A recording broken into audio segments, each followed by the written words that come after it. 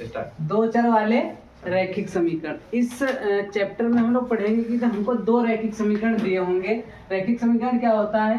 ax plus by और plus c बराबर 0 type का। ठीक है, इस टाइप के दो समीकरण दिए होंगे और हमें ये डिसाइड दिखाना होगा कि रेखाएं जो सरल रेखा होगी, बेसिकली सरल रेखा के समीकरण। ठीक है, और फिर हमें ये दिखाना होगा कि रेखाएं कैसी हैं, प्रतिच्छेदी हैं, समांतर हैं या समपाती हैं। ठीक है, तो हम लोग मान लेते हैं कि एक समीकरण दिया है a1x प्लस b1y और प्लस c1 बराबर 0। जो दूसरा समीकरण दिया है वो है a2x प्लस b2y और प्लस c2 बराबर 0। ये दो समीकरण हमें दे रखे हैं। ठीक है, x का गुणांक a1, y का गुणांक b1 और ये अचर पद c1 और इधर x का गुणांक a2 और y का गुणांक b2 और अचर पद c2। ठीक है, तो हम लोग क्या करेंगे, बेसिकली इनके गुणांकों की तुलना कर लेंगे। ठीक है, तो पहले इसका गुणांक a1 और उसका x का गुणांक a2, a1 अपान a2 comma b1 upon b2 और कॉमा c1 अपान c2। ठीक है, अब देखेंगे कि इन तीनों में संबंध क्या है। यदि a1 अपान a2 बराबर b1 अपान b2 बराबर c1 अपान c2 आ जाता है, ठीक है, तो रेखाएं कैसी होंगी? कैसी होंगी? तो रेखाएं संपाती हो जाएंगी। कैसी होंगी? संपाती। रेखाएं संपाती होंगी। ठीक है, नंबर 1। नंबर 2 क्या है कि इन दोनों के गुणांक तो बराबर हो जाए, लेकिन ये वाला जो है अचर पद बराबर ना हो। ठीक है, a1 अपान a2 बराबर b1 upon b2 not equal to c1 upon c2। ये कंडीशन किस स्थिति में होती है? जब रेखाएं कैसी होती हैं? समांतर होंगी। रेखाएं समांतर होंगी।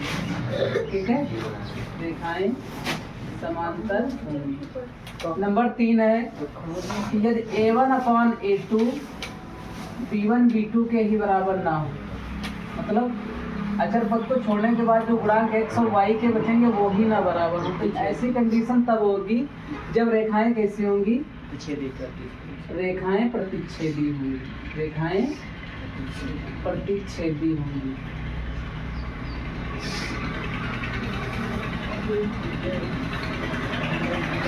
रेखाएं कैसी होंगी? प्रतिच्छेदी होंगी। और इस चैप्टर में ध्यान रखने वाली बात यह है कि जब हमें समीकरण का हल मिलेगा, हल मिलने का मतलब ये है कि अगर रेखाएं समान संपाती होंगी तो इसके जो है एक से अधिक हल होंगे, या कह लो अपरिमित रूप से अनेक हल। क्या कहते हैं? अपरिमित रूप से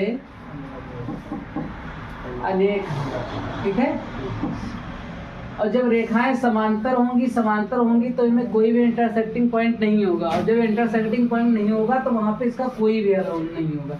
इसका मतलब अगर रेखाएं संपाती हैं तो कोई हल नहीं होगा। इस समीकरण के क्या होंगे?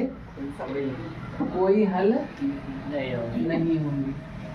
ठीक है, तीसरी कंडीशन है रेखाएं प्रतिच्छेदी होंगी। अगर रेखाएं प्रतिच्छेदी होंगी तो किसी एक पॉइंट पर इंटरसेक्ट करेंगी तो विच्छेद करेंगे। जिस पॉइंट पर जब एक जगह कर रही तो इसका मतलब उसका केवल और केवल कितना हल होगा? एक हल होगा। तो इसमें हम कह सकते हैं अद्वितीय या एक हल होगा। कितना होगा? एक हल होगा। ठीक है, दूसरी बात और ध्यान रखने वाली है कि हम लोगों ने देखा कि रेखाएं कैसी संपाती होंगी, समांतर होंगी या प्रतिच्छेदी होंगी। कितने हल होंगे? अपरिमित रूप से अनेक हल होंगे जब होंगे रेखाएं संपाती हो जाएंगी।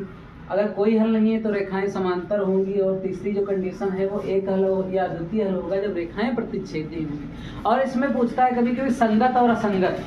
तो अगर हमें हल मिल रहा है तो संगत है, और अगर हल नहीं मिल रहा है तो असंगत है। ठीक है, तो जैसे इसमें देखो रेखाएं संपाती हैं अपरिमित रूप से अनेक हल, तो जब अनेक हल होंगे तो ये संगत हो जाएगी। कैसी हो जाएगी?